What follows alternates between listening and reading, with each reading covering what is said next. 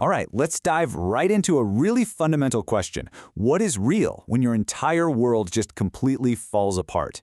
We're going to explore this by looking at how a group of, well, let's call them very different beings, try to make sense of a reality that is totally unraveled.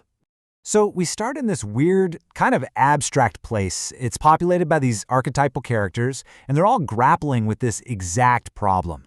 This quote from the Tiger Archer, it just sets the stage perfectly. We're in a world where everything you thought you achieved, every goal you had, it's all meaningless now. So yeah, welcome to the abyss. But you gotta understand, this isn't just some physical place. It's a state of being. It's what happens when the past feels like a dream you can't quite remember. And the present, well, the present makes absolutely no sense at all. All the old rules are gone, forcing everyone here to ask themselves, who am I really? And get this, even a character like the Frog Warrior, whose whole life, his entire identity was built around a single quest for vengeance, he finds himself totally lost. Why? Because in this place, there's no conflict. Think about that for a second. If you're a warrior, but you can't fight, what are you?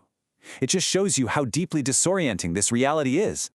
Okay, so with the ground basically crumbling under their feet, how do these guys even look back on their past lives? As we're about to see, all those big achievements and grand purposes, they now feel like, well, like ghosts, like hollow illusions. Take the Tiger Archer. He's thinking back on his greatest triumph, defeating this major enemy. But now, he just sees it as pointless. Yeah, he won the battle, but it didn't change the system. It didn't stop the real problem. So he starts to wonder, was that whole struggle just a tiny part of some bigger, meaningless show? And this right here, this is the core of it. He starts thinking that maybe his old life was less real than some kind of simulation, and he comes to this incredible conclusion.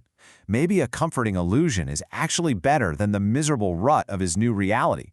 I mean, this really gets to the heart of the question, doesn't it? Is a painful truth always better than a comforting lie? The Frog Warrior is right there with him, feeling that same deep emptiness. His whole life was consumed by this one thing, vengeance. But now, in a world where he can't even pursue that quest, he's realizing it was all just wasted energy.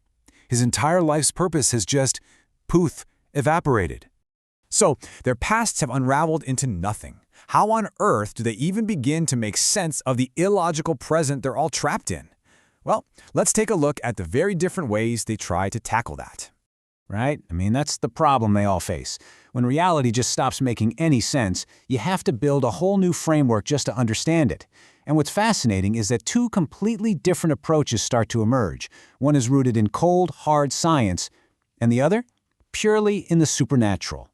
Okay, so check out the Fantasy Knight. And you have to appreciate the irony here. This guy is literally floating through the air on a seahorse, and he's trying to explain it all away with neuroscience. He's talking about dopamine and brain chemistry creating a false sense of importance, basically saying this is all just a weird dream my brain is cooking up. And then, on the complete opposite end of the spectrum, you have Elf 1. Her explanation for all this chaos? It's not chemical, it's mystical. She's convinced her reality is the direct result of a curse she messed up, a magical mistake that accidentally made things even worse. Now, what I love about this is how it shows those two competing worldviews. On one side, you have the rational brain. It's all gears and chemistry and objective analysis. On the other, the mystical thread. It's stars and magic and unseen forces. It's a really fantastic illustration of the two ways we, as people, build a new reality when our old one falls apart. We either try to explain it with logic, or we try to explain it with a story. So let's see where this goes, because now we're going to meet a character who claims to see reality with no illusions at all. And as we're about to find out, that's maybe not as great as it sounds. But first, to really get this next character, we need to quickly wrap our heads around this concept, solipsism. Basically, it's the idea that the only thing you can be sure exists is your own mind. Everything and everyone else, it's all uncertain. It's a state of profound, ultimate isolation. And the alien plasma bomb is the embodiment of this. It's just an observer, trapped on what it calls its abyssal throne of despair, and it only experiences reality through the clunky, imperfect filter of language.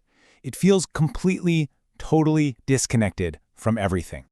So from its perspective, it looks at everyone else and sees them clinging to these illusions.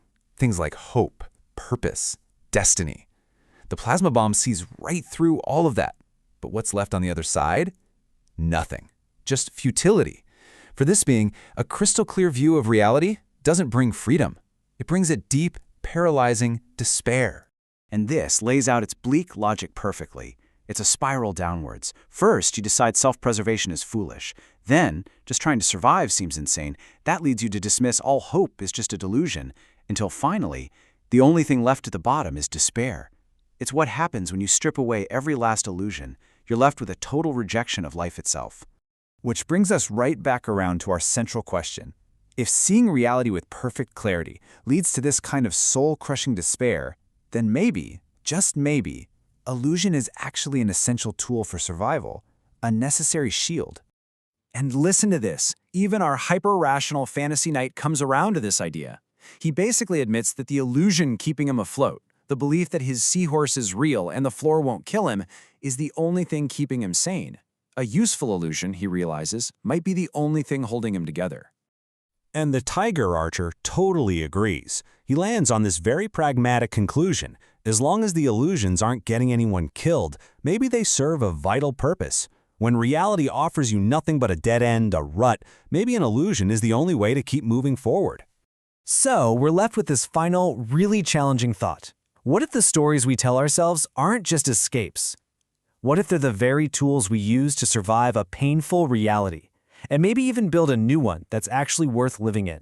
So I'll leave you with this question. When you're faced with a painful, empty reality, is choosing to live in an illusion an act of weakness? Or is it the ultimate act of survival?